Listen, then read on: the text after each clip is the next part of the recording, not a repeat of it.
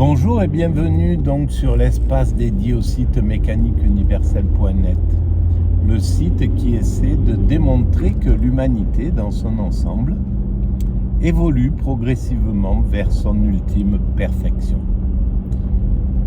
C'est là-bas, l'ultime perfection. Mais c'est toujours là-bas.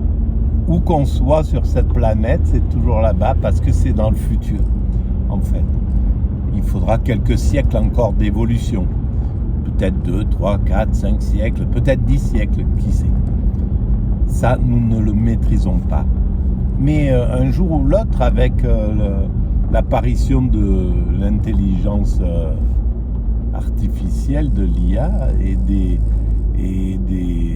des nouveaux ordinateurs, de la puissance de calcul, on n'est pas loin du moment où on pourra modéliser notre évolution, le reste de notre évolution, et pouvoir se projeter. Je pense qu'on y arrivera à cette étape-là.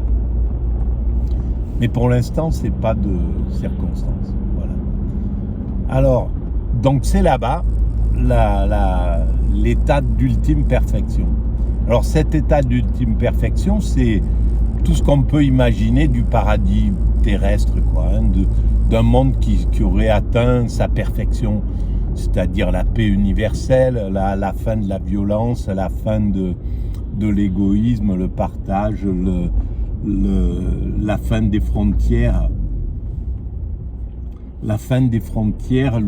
un monde totalement unifié, un monde totalement fraternel, un monde parfaitement écologique qui n'a plus aucun impact sur la planète, où il tire son énergie, l'humanité tirera son énergie du soleil, du vent, de tout un tas de choses, mais il n'aura plus besoin de creuser la terre, de maltraiter les autres animaux, de maltraiter le monde. Voilà, on en aura fini avec cela. Pour l'instant, on est obligé de se comporter comme ça parce que ça fait partie de notre type d'évolution.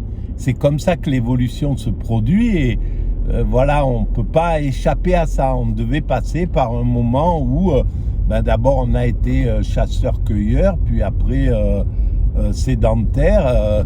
On a commencé à travailler, à développer les outils, à couper du bois, à fabriquer des maisons, à découvrir le béton, à découvrir l'atome, etc., etc. Bon, on connaît notre histoire et on devait passer par tout ça pour arriver à se libérer de tout ça, parce que dans quelques siècles, quand on aura atteint la perfection, on n'aura plus besoin de ça. On sera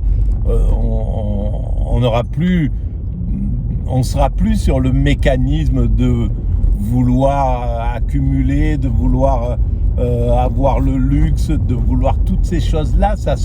On aura compris à quel point c'est vain. On aura compris que l'homme aura compris que que le plus important pour lui, c'est l'amour, c'est aller à la rencontre les uns des autres, on en aura fini avec le travail, on n'aura plus qu'à entretenir un peu l'humanité. Bref, on va vers un monde qui n'a rien à voir avec ce qu'on en a fait aujourd'hui. Mais ce qu'on en a fait, ça correspond, c'est tout à fait cohérent. C'est la façon dont l'évolution de l'humanité, pour passer d'un primate naturel obéissant aux lois de la nature à un humain accompli, totalement libre qui a supprimé toutes ces pulsions négatives, c'est-à-dire l'agressivité, tout ce qu'on connaît chez nos cousins primates, chez le chimpanzé. Dans une journée d'une troupe chimpanzé, il y a un maximum d'agressivité. Il y a même s'ils sont 50, le nombre de conflits, il y en a en pagaille. Alors bien sûr, il y a aussi la réconciliation, il y a aussi l'épouillage, il y a aussi l'amour, il y a aussi la fraternité, il y a aussi tout un tas de choses. Mais nous, on va écarter la chrysalide, la transformation de ce primate naturel en un humain accompli. Et bien là, son travail, c'est d'écarter le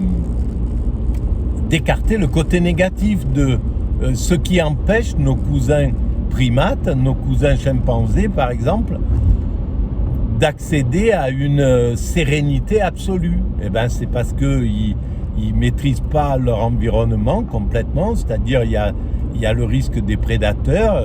S'il y a un boa qui rentre dans l'espace, tout le monde est affolé. S'il y a un tigre ou je sais pas, un lion qui s'approche, voilà, bon bref, si l'un est blessé, ils sont là, bien sûr, ils ont aussi développé des stratégies pour se soigner, etc. Nous descendons de ça, notre médecine descend de la médecine primaire des primates naturels, c'est clair, mais voilà, on en a fait autre chose. Et donc, on doit se libérer de ça. Ils sont soumis aux caprices du climat. S'il y a des feux de savane, il faut qu'ils gèrent. Voilà, on a développé tout un tas de choses différentes, nous, quand même. Eh bien,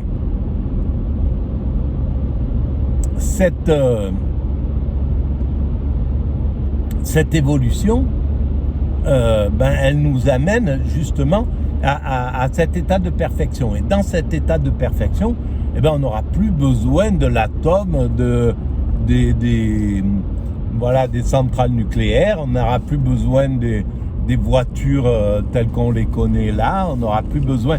Là, je parle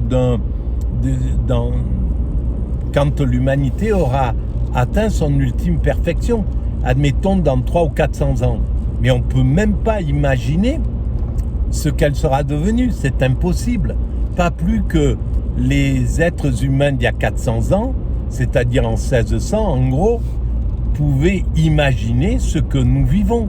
C'était impossible pour eux de pouvoir penser qu'il y avait, qu'on roulerait en voiture, qu'il y aurait des fils électriques qui amènent l'électricité dans toutes les fermes, au moindre endroit, qu'il y a l'eau de partout, enfin voilà, pour une partie du monde, mais de plus en plus, et c'est ce vers quoi on va. Bon bref, qu'on aurait des avions, qu'on aurait des téléphones portables, qu'on aurait qu'on aurait inventé qu'on irait tous à l'école, que il n'y a pas de classe sociale aussi rigide qu'à l'époque, etc., etc. Que la loi est devenue ce que nous sommes. Voilà. C'était impossible pour Louis XIV et les gens qui vivaient à l'époque de Louis XIV d'imaginer ce que nous sommes en train de vivre. Eh bien, nous ne pouvons pas imaginer. Je pense qu'on ne peut même pas, avec l'accélération du temps, on ne peut même pas imaginer ce que sera l'humanité dans 100 ans. Il y a 100 ans, en 1923, je ne pense pas que les êtres humains pensaient pouvaient même imaginer que l'aviation serait devenue ce qu'elle est devenue, qu'on aurait des téléphones portables, que on serait opéré comme on est opéré dans les hôpitaux. Enfin bref, c'est impossible qu'en 1920, les gens pouvaient penser que la voiture, ça serait un instrument commun pour n'importe qui, en fait. Voilà. Donc, là, avec l'accélération, et je pense que c'est curieux parce que il y a cette accélération et il y a des accélérations encore plus fulgurantes parce que on voit que les ordinateurs, la puissance de calcul, là, il paraît qu'elle va être quintuplée, enfin, elle va passer à des degrés hallucinants. Et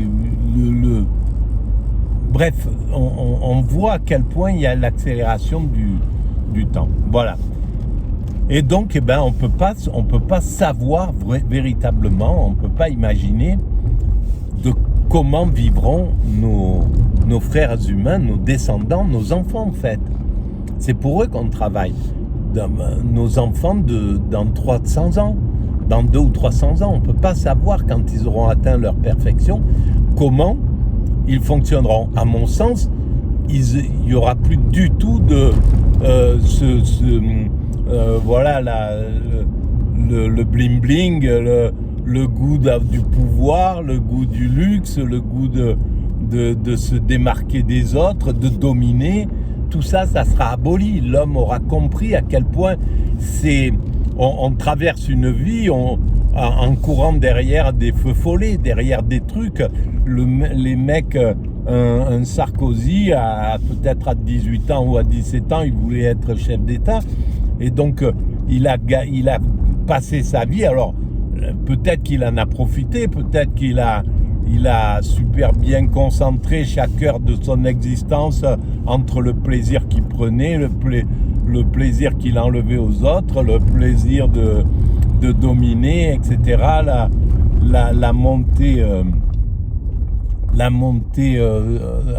en puissance pour atteindre cet état le plus haut degré qu'il pouvait atteindre en fait.